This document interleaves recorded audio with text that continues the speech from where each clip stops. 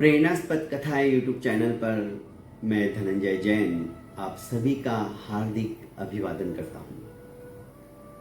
दोस्तों, मानव जीवन में समय, परिस्थिति और स्थान का अत्यधिक महत्व है। ये तीनों अपनी भूमिका बखूबी से निभाते हैं। कई बार जो कुछ भी घटित होता है, जो घटना घटित होती है, उसमें ऐसी कुछ परिस्थितियां बनती चली जाती है कि हम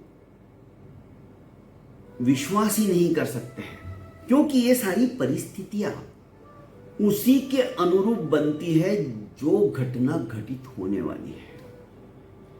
कलयुग में एक ही चक्रवर्ती सम्राट हुए और वे थे सम्राट विक्रमादित्य, जिनके नाम पर भारतवर्ष में विक्रम संवत की शुरुआत हुई। विक्रमादित्य एक बहुत ही पराक्रमी, साहसी, विद्वान, कुशल प्रजापालक, धर्मज्ञ एवं परोपकारी राजा थे। प्रतिदिन की छोटी छोटी कहानियां सुनकर हमारे श्रोताओं ने कहा कि सर, जैसे आपने पहले विक्रमादित्य का एपिसोड पूरा शुरू किया था, उसी तरह से विक्रमादित्य के जीवन में ऐसी कई घटनाएं घटित हुई है जिनको भी आप अपने कहानियों के माध्यम से हमारे सामने रखने का प्रयास कीजिए, क्योंकि विक्रमादित्य की एक एक कहानी हृदय को छूने वाली, हृदय स्पर्शी तो है ही है, साथ साथ एक अच्छी शिक्षा भी देती है। तो फिर से आप ऐसा कोई छोटा सा उपन्यास के रूप में महाराज विक्रमादित्य की बात रखने का प्रयास कीजिए। यही सब सोचकर आज से हम फिर महाराज विक्रमादित्य के बारे में एक छोटी सी कहानी, जो कि 3-4 एपिसोड के अंदर हम समाप्त करेंगे, शुरुआत करते हैं। दोस्तों, महाराज विक्रमादित्य गुरु गोरखनाथ जी के शिष्य भर्तृहरि के अनुज थे, छोटे भ्राता थे। राजा विक्रमादित्य अपनी प्रजा का अपने पुत्रवत पालन करते थे, अपने बच्चे की तरह समस्त प्रजा का ध्यान रखते थे। हर बार रात्रि के अंदर वेश बदलकर, अलग अलग वीथियों के अंदर, अलग अलग रास्तों से नगर का परिभ्रमण करते हुए वे प्रजा के सुख दुख का अवलोकन करते थे, टोह लेते थे। कुशल क्षेम जानने के लिए वे रात को कई बार सोते नहीं थे, और रात को प्रथम प्रहर में निकलने के बाद सवेरे सवेरे तक लौट आते थे और फिर से अपने कार्य के अंदर दत्तचित्त होकर, संलग्न होकर अपने राजसभा में चले जाते थे। ऐसा राजा मेरे ख्याल से अभी तक अपने इस भारत भूमि के ऊपर कलयुग में तो नहीं हुआ और ना ही होगा। अभी तो प्रजातंत्र ही बदल गया है। दोस्तों, महाराज विक्रमादित्य की इतनी सारी गाथाएं और कथाएं हैं, जिनका वर्णन करने जाऊं तो मैं सच कहता हूं हमारा जीवन भी अपूर्ण पड़ेगा। शुरू करते हैं महाराज विक्रमादित्य की एक अनसुनी कहानी। शायद हमारे में से कईयों ने यह कहानी नहीं सुनी होगी।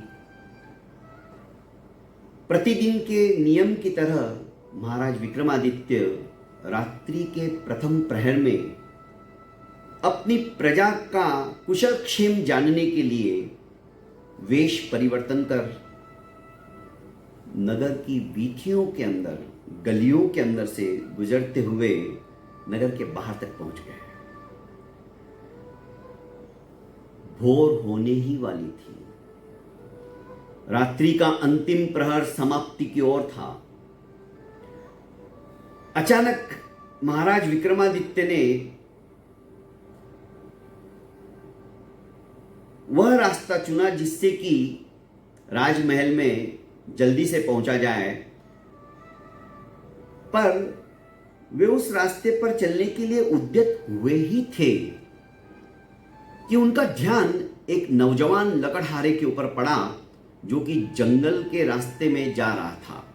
और जंगल के रास्ते में सन्निकटही जो विशाल वटवृक्ष था, पेड़ था, उस पेड़ के ऊपर चढ़कर उसकी टहनियों को काटने के लिए वो पेड़ पर चढ़ गया। जैसे ही वो पेड़ पर चढ़ा, एक रीछ भालू भागते हुए आया और वो भी उसी पेड़ पर चढ़ा जिस पेड़ के ऊपर यह लकड़हारा चढ़ा था। राजा को अत्यंत आश्चर्य हुआ, भला रीछ पेड़ के ऊपर कैसे चढ़ सकता है?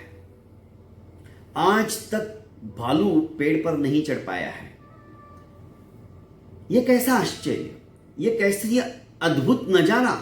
राजा के पैर वहीं पर स्तब्ध हो गए।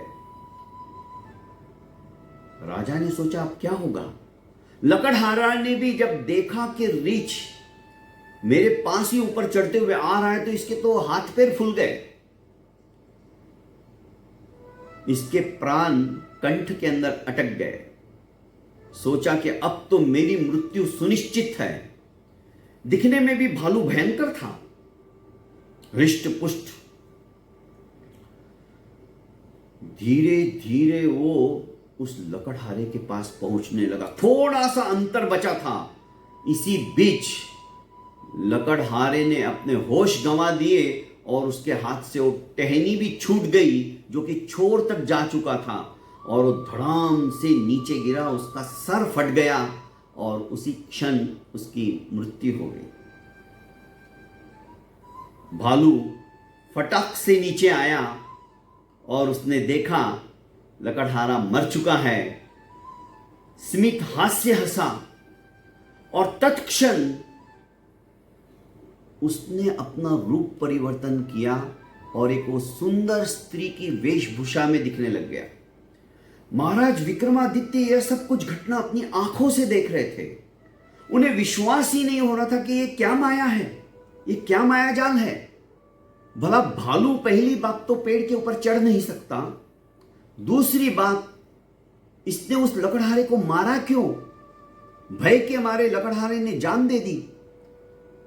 लकड़हारा मरा तो मरा, नीचे उतरने के बाद में सुंदर स्त्री के अंदर अपने आप को इसने परिवर्तित कर लिया।